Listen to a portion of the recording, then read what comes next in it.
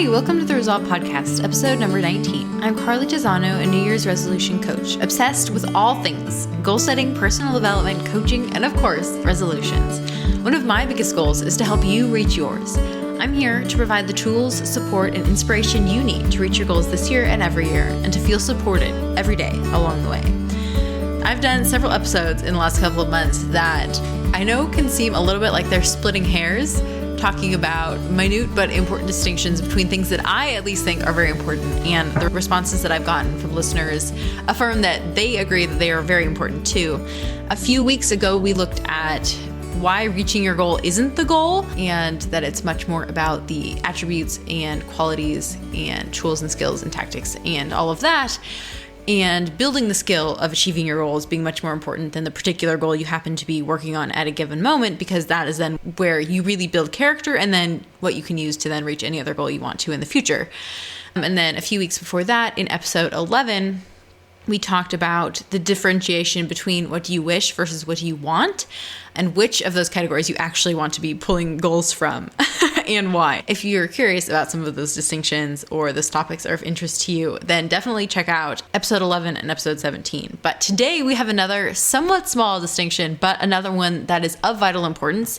And it's one that you can recognize pretty easily within yourself, and also I think it's one that evokes emotions that are very easy to tell. And so it's easy to tell which of these camps you are in. So today we're looking at the difference between push beliefs and pull beliefs. This is something that I've talked about with a lot of people also recently.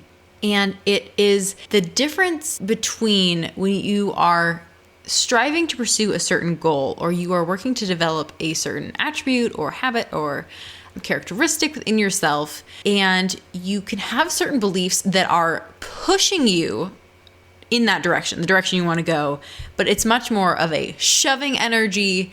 It's one of those things that is compelling to you, but it's rough. It's not quite what you want. Whereas pull beliefs are ones that I like to think of it as you in the place that you hope to be. It's the things that version of you believes. And when you can begin to take on those beliefs now, believe them ahead of time, they are pulling you from that position of you in the future. It's a really interesting mental picture, but they are the things that you in the future, having those beliefs that you in the present is now able to believe, and is using those beliefs like ropes to pull you to the place that you want to be, as opposed to the you from the past or even the you from the present that's like pushing you uphill, trying to get you where you want to go. So I think the differentiation between push beliefs and pull beliefs is one that's super important. And just by taking a pretty small step back, they're pretty easy to recognize.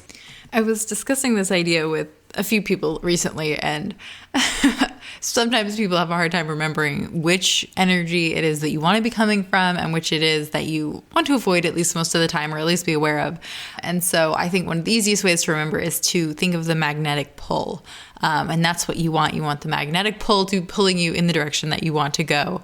And it may not always feel quite magnetic, or maybe that word doesn't resonate with you, but that's the idea that we're going with here. I have used the example of writing my book pretty frequently in episodes, and that's one where I started out with a lot of push beliefs. And sometimes we do have to start out with just acknowledging and using push beliefs to get our momentum started, like pushing a boulder up a hill. And so I shared a little bit a few weeks ago in episode 17 about when I was first starting to write my book, I had to do a lot of work on my worthiness, and that I did have important things to say, or things worth saying that people needed to hear. And so being able to start with those beliefs, those were helpful and certainly better than their alternatives of you have nothing good to say, why are you even doing this, which some days was where I was starting from. And thoughts like you do have something to say, they are valuable things, people need to hear them, are helpful, but they're still, at least for me, they still feel like pushing the boulder up the hill. They're not the things that my future self who had completed the book like I have now, or the one who has published and is promoting the book believes. She's not still believing that, yes, this is valuable. Yes, people need to hear this. She has what I view as the next level transcendent belief of, I want people to hear this. The things I am sharing are very important, not just for me. It's so valuable to hear from someone else's experience. I'm so grateful that I get to share my experience through this book and help other people in that way. That's something that when I finally was able to take on those beliefs, it was so much more helpful to have those beliefs pulling me up the hill. And not every goal is like being pulled up a hill, but it's a helpful metaphor, at least for this discussion. Another common one that I find pretty much all the time, I find that I'm often in a push belief when my belief or my thoughts are centered on me and what I want or what I can do to benefit from something, because one of my strongest pull beliefs with everything, whether it be writing the book or serving my clients or promoting stuff that my clients will see or read, even producing this podcast, when I can come to that activity, whatever it may be, from the place of I'm not doing it for me, I'm doing it for them, fill in XYZ belief about who them is in the context of this podcast. And of course, it would be you as a listener, that I'm doing this for you. And that is an instant switch in my brain. I can feel the way that thought feels in my brain is so much better than when I'm focused on me or how I'm feeling. Oftentimes it kind of sinks into like, why am I doing this again? It's not that important. It's just me. This is nothing new. Like, those beliefs are never going to be helpful. And even if I can take the next step to push them into push beliefs, as far as it is important, you are saying something valuable, that's still not nearly as important to me and doesn't have nearly the same effect on my actions or feelings as when I step into that pull belief of this has value, but it isn't just about me. It's about the value that it has to the people that I'm creating it for.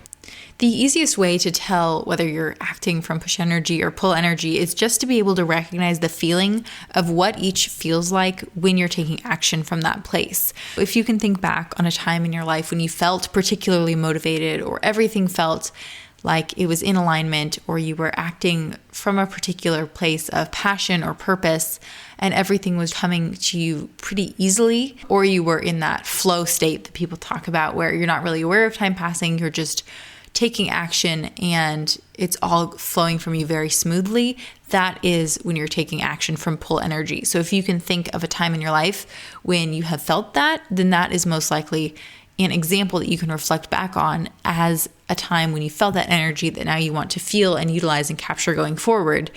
And I know you can get sidetracked pretty easily trying to suss out the difference in smaller, minute interactions where it may not be particularly powerful, but when you can capitalize on pull energy and you can find and recognize and tap into that more readily or more often, it can have a really powerful impact on the rest of your life.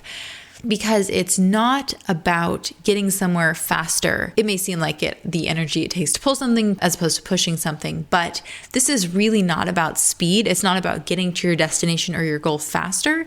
It's much more about the energy and the ease with which you were able to do something. And you can do the exact same action from pull energy or push energy. So one that comes to mind for me is writing blog posts or coming up with social media content or engaging with other people on social media. Those are things that for me, doing it from push or pull energy isn't about the speed at which I can get the task done. Rather, it's much more about the energy that I am bringing to the task. Because the blog posts that I'm writing because I should or I have to, or because it was on my schedule next and I need to get it done, as opposed to focusing on it from the perspective of this is powerful content, or thinking about the way that what I'm sharing could help someone else with whatever they may be struggling with at a given moment, or even just sharing a book that I think that they will enjoy, or being able to express myself through writing. Those are much more powerful pull energies that are moving me in the direction of releasing a blog post I'm actually proud of, as opposed to forcing myself to write something that I then may or may not actually be that happy with the result of. You can also think about this in terms of losing weight. A lot of people lose weight because they hate their body and they hate the way it looks. And so they are losing weight and going through all the actions that requires, the increased exercise, often decreased portion sizes, watching what food it is they're actually putting into their body and using for fuel. They're taking all of those actions from a place of self-loathing, of not really truly taking care of themselves, but rather just trying to change their appearance or the number on the scale, as opposed to the people who are able to take probably those exact same actions, but from a place of love and compassion, of wanting to take care of themselves and their body, or thinking about how they want to be able to show up for themselves in 5 or 10 or 20 or 25 years. And they can take all of those exact same actions from a much more loving and compassionate place. And that perspective, approaching weight loss that way, is much more likely to be pulling you in the direction that you want to go, as opposed to pushing yourself to a place where, sure, the number on the scale may be lower. Sure, you may be able to fit into the next size down jeans, but you're still going to have that self-loathing with you. And it's just going to make the whole rest of the process that much harder. I always joke that you're not going to get where you want to be from negative energy. The push energy might get you to the top of the hill, so your goal may be checked off. But if you're doing it from the negative push energy, you're not going to be feeling the way that you wanted to when you got to your goal. So you may get there, but there may not actually be someplace you want to be if you're still hating yourself, if you're still pushing and shoving and ignoring the things that truly matter to you, that come to the forefront when you're taking action from that place of alignment. One easy way to tell if you are coming at something from push energy as opposed to pull energy is if the thought that you're believing has the word should in it, or have to. I have to do this. I have to make progress. I have to help this person. I have to show up in a certain way, or thinking that you should do any of those things. That is often an indicator or a red flag that you are doing something, you're taking some action from a push energy as opposed to being pulled in the direction you want to go. It has much more of a force behind it, and force not in a good way, the shoving something up a hill idea. I also want you to keep in mind that there are some emotions that we want to feel, but they aren't particularly powerful when it comes to the push or the pull. So these I like to think of as things like happiness and contentment, and they are very nice emotions and they feel good. And we do certainly not want to ignore them. We want to feel them, but they're not ones that are particularly powerful catalysts for motivation. So they're not things that are likely to push or pull you in a certain direction. They're just things that you may want to feel along the way as you continue to move in the direction you want to go, hopefully through pull energy. You also probably want to take some time to recognize that someone's push belief may be your pull belief, and someone's pull belief may be your push belief. A thought resonates differently for everyone. If you hear something that I say that is very motivating to you or feels like a pull belief to you, definitely don't discount it. There certainly isn't a set number of phrases or thoughts or beliefs that fall into one category or the other. It's very variable, dependent on you and your beliefs and any other number of things. But I do want you to recognize that since there are no hard and fast categories, you have to do a little bit more of the work for yourself to step out and recognize which for you falls into which category. The thoughts that are push or pull energy for you are probably different than they would be for someone else. There's something that's unique to you, and that's totally okay. But if you are able to identify someone else's pull beliefs that are particularly powerful for you, you can tap into their collective momentum. And I like to think of it as coasting behind them. You're able to capitalize on that energy as well and to be rewarded from it. It goes back to that magnetic pull idea of you're able to use their magnet, the thought that they use that's so powerful for them to also pull you in the direction that you want to go. Today, our Resolve to is probably about what you'd expect, but I want you to resolve to identify your push beliefs and pull beliefs. You can do that kind of on the context of your life as a whole, pretty zoomed out, but I would also encourage you to do it within the context of particular things. So whether that be your goals that you're working on specifically this year, one or all of them, your relationships, work, your home life, seriously anything can have push beliefs and pull beliefs. Even if it's not pulling you in the direction of a particular goal, it can be pulling you into a future identity that you want to have in a particular area, the person you want to become.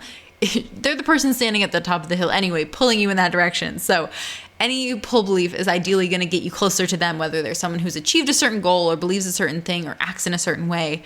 So take the time to identify and recognize for you which beliefs are pulling you in the right direction and which beliefs are merely pushing you the way that you want to go. Now, as far as what I'm reading this week, today I am reading Before the Coffee Gets Cold by Toshikazu Kawaguchi. It's very interesting. I'm actually almost done with it. It took me a while to get into it, but now that I am into it, It's a good book. I'm glad that I read it. It reminds me quite a bit of The Dinner List, which I read last year, in that they both are a really sweet story, but they're based on a premise that you have to be willing to accept. So in the case of The Dinner List, that's that you could have dinner with all the people who've meant the most to you who are alive now and deceased. And in this book, it's that you can travel through time both forwards and backwards. So if you are willing to accept those premises, then you would probably enjoy both of these books if you're looking for a light but sweet and meaningful read. And today I want to toast something fun and exciting. When this episode is coming out, I am not at home, not at my desk. I am actually in Florida helping my parents move in and get settled into their new home. My parents retired at the end of last year, and so now they are officially in retirement, and like good retired people do, they have bought a home across the country to fall into the role of snowbirds. So I'm super excited for that transition for them, and I am also very excited that I got to come and help them unpack and get settled in their new home. Enjoy a little bit of sunshine, because back home in January, there is not very much of that. Do some swimming, see some alligators, all the good Florida stuff. So I want to toast the transition for them, the ability that I got to come to Florida to enjoy Florida, and to all that lies ahead, of course, for them and me, as I have an excuse to come visit Florida pretty much whenever I want to. And with that, thanks for tuning into the Resolve podcast. You can follow me on Instagram at Carly Tizano. I would love to connect with you. Don't forget to rate and review. It really helps other people find the show. And subscribe if you haven't already so that you don't miss another great episode next week. For the show notes or additional support in reaching your goals, check out carlytizano.com. Until next time, here's to all that lies ahead.